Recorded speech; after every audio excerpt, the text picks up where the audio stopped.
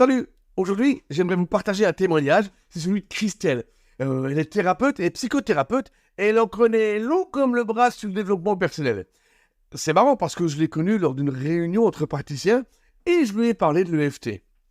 Elle m'a dit qu'elle connaissait de nom, mais qu'elle avait connu une méthode similaire à la neuroponcture, mais qu'elle était dubitative de cette technique. Eh bien moi, lorsque j'entends que je suis dubitative, je suis comme l'univers qui me lance un défi. Et avec ma générosité légendaire, je lui offre une séance de découverte.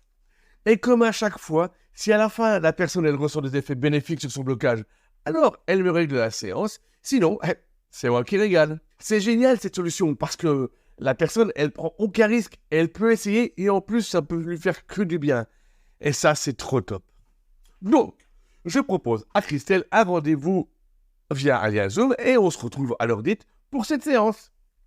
Bien sûr, je lui avais demandé de chercher un blocage pour qu'on puisse travailler efficacement sur cette séance, parce que l'idée, c'était qu'elle voulait découvrir l'EFT. Elle me dit qu'elle a un blocage pour écrire un livre, qu'elle y a mis de la procrastination, qu'elle considérait comme de la flemme. Lorsqu'il y a procrastination, c'est qu'il y a une peur qui est liée à la temporisation derrière tout ça. Je l'ai appris par mon école de coaching, et ça, c'est super sympa parce que j'arrive à lier les outils que j'ai eus en coaching avec les outils de l'EFT. Et avec éventuellement des outils des 4 couleurs qui parlent de la partie intelligence relationnelle. Et en mélangeant tout ça, on arrive à un accompagnement d'une qualité ultime. Moi, je vous le dis. Donc, je lui propose de travailler le sujet. J'ai un bouquin à écrire et je n'arrive pas à m'y mettre parce que chaque jour, je remets l'idée au lendemain. Et ouais, tu comprends, j'ai toujours plein de choses à faire. On la voit bien ici, la procrastination. Et en réalité, on s'arrange toujours pour faire plein d'autres choses pour se donner la bonne conscience de ne pas avoir pu travailler sur le sujet qui nous bloque. Et ça, consciemment, on ne le voit pas ce blocage. On se dit juste qu'on n'a pas eu le temps. Mais ce qu'il faut se dire, c'est que si on ne le fait pas, c'est qu'on en a un blocage et qu'il faut aller le chercher, le travailler pour s'en libérer. C'est le gros avantage des séances de FT avec moi, je lâche rien. Attention, toujours en bienveillance et en écoute. Sauf que, quand je tiens un fil, je refuse de le lâcher. Je vais au bout. Et le fil de livre, je le tiens bien, on va aller au bout. Après cet intermède d'explication rapide sur la procrastination, je demande à Christelle de me parler de ce livre qu'elle a écrit à moitié, qui est destiné aux patrons pour une meilleure entente entre les entreprises. C'était intéressant parce qu'elle voulait y mettre le regard des patrons, celui des employés et celui du coach. Mais il n'y arrivait pas. Et donc, à ce moment-là, je vais la remettre en vacode. Vous savez, l'histoire que le cerveau, il fait pas la différence entre la réalité et l'imaginaire. Mon objectif étant de ressortir l'émotion qu'elle ressent lorsqu'elle doit écrire. Christelle, imagine que tu as repris tes notes, que tu veux reprendre le livre et que tu relis ce que tu as déjà fait pour le continuer. Tu as ressenti. Alors elle me dit qu'elle ressent de la honte parce qu'elle se sent redresseuse de tort. Elle n'a pas toutes les compétences pour écrire un livre. Elle se juge un peu prétentieuse en se demandant pour qui elle se prend. Oh, le blocage, il est clair là, hein. Et en plus, plus elle va attendre, moins ça avancera. Tout à fait, Maurice. Maintenant que tu as fait une séance de FT, tu sais comment ça se passe. Et il est vrai que le blocage est sérieux et que sans séance, elle n'est pas prête de recommencer à écrire. Alors que quand je l'écoute, elle a des mots justes qui portent exactement là où ils doivent porter. Elle a une expertise du coaching tellement grande qu'en fait, elle se dévalorise. Elle ne m'a pas exprimé d'émotion ni de valeur de 0 à 10 parce que j'ai oublié de lui demander. Oui, hein. Et puis en même temps, on est sur la première ronde.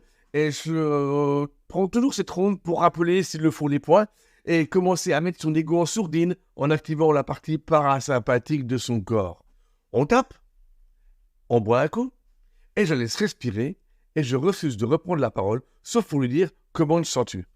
Et si le silence doit durer 1 minute, alors je le laisse durer en observant la personne. Son visage me parle, me dit qu'il est en train de réfléchir ou pleurer, ou qu'elle cherche des mots, qu'elle s'écoute. Et là, elle me dit, en fait, je me rends compte que j'adore mon mari, qu'il est l'homme le plus formidable sur Terre, mais je ne veux pas faire mieux que lui. Et je sais qu'il doit écrire des livres, et que si je le fais la première, je vais le rendre triste.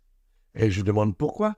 Elle me dit qu'elle avait un frère dans sa famille qui était remarquable, et qu'il ne fallait pas le dépasser, et que je ne devais pas me faire remarquer, et que je devais le laisser passer en premier dans le cœur de ma mère. Waouh, le trauma. Et à l'époque de mon enfance, tout ça c'était un tabou. Et j'avais beaucoup de colère que je ne pouvais pas exprimer. Et parce que j'ai grandi dans une famille où il ne fallait pas montrer ses émotions. Et là, tu vois, elle a commencé à avoir les yeux rouges, avec une émotion de tristesse qui la faisait pleurer. Alors immédiatement, on est reparti en tapping pour la calmer. Pareil, silence, bois un coup, comment ça va? Elle me dit qu'elle ressent de la colère maintenant, parce qu'elle a laissé faire. Elle a quelque part la colère de leur avoir donné raison à ses parents.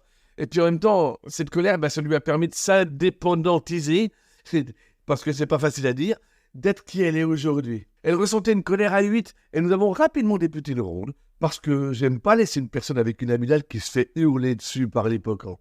Eh oui, si on reprend le schéma automatique, tous ces souvenirs sont des stimuli VACOG que l'amygdale, elle envoie à l'hippocampe qui dit « Envoie du cortisol parce que cette situation est énervante, vas-y, énerve-toi ». Et l'amygdale, elle hurle à l'hypothalamus « Envoie les neurotransmetteurs du stress et de la colère ». Ok, mon explication elle est un petit peu imagée. Et je comprendrais que tous les neuroscientifiques puissent contredire mes explications. Je leur demande de me pardonner de faire une explication aussi simpliste, mais je veux que chacun puisse s'imaginer d'une façon simple comment le traitement de l'information il se fait dans le cerveau. Cela permet à chacun de penser que ce n'est pas de sa faute et qu'en fait, si nous arrive tel ou tel blocage, que c'est notre système automatique qui court-circuite la réflexion. Mais surtout, qu'une solution, elle est possible pour s'en sortir, pour progresser et pour réussir. Bon, revenons à Christelle parce que je m'égare un peu. On a donc recommencé une ronde de tapping sur la notion de colère parce qu'elle avait laissé faire, qu'elle avait donné raison à ses parents de la rabaisser. On a tapé, et après la ronde de tapping, la colère, elle s'est apaisée. Mais elle sentait toujours un blocage. Je le remarque parce que lorsque je la remets en VACOG et que je lui demande de reprendre l'écriture de son livre, elle n'y arrive pas. Elle voit son mari avec une partie de lui qui le prendrait mal. Bien sûr, je lui demande pourquoi. Et là, un nouvel aspect du blocage, il arrive. Elle me parle d'une expérience précédente où elle est venue prendre le lead sur un projet et où son mari, il avait mal pris la situation parce que elle l'avait mis de côté et elle ne veut pas que ça recommence. Ce qui est important ici, c'est qu'elle a peur d'une réaction de sa part, de son mari. Et il serait intéressant que son mari travaille également sur lui, car on sent bien qu'il a un trauma qui lui fait dégoupiller un schéma automatique. Mais bon, autre sujet, s'il veut venir, je l'accepte gentiment. On fait une ronde de tapping et à la fin, elle me dit que cette attitude de le prendre mal, c'est la responsabilité de son mari et qu'elle doit se respecter. Oh, ça y est? Elle est nettoyée là? Oui, Maurice, et c'est trop bien. Et c'est pour cela que j'adore faire des séances de EFT. Parce qu'elle était en schéma automatique, en impossibilité d'agir. Et on a supprimé la charge émotionnelle avec 5 ou 6 rondes. On a travaillé plusieurs aspects du blocage. Et on voit qu'à la fin, elle passe en mode réflexion. C'est-à-dire que comme l'information est jugée non dangereuse par l'hippocampe, elle la laisse monter dans le néocortex, le cerveau de la réflexion. Pour finir en positif cette séance, j'aime faire une dernière ronde générale avec une partie de tapping sur le pouce et l'index qui dit « J'aimerais maintenant me pardonner.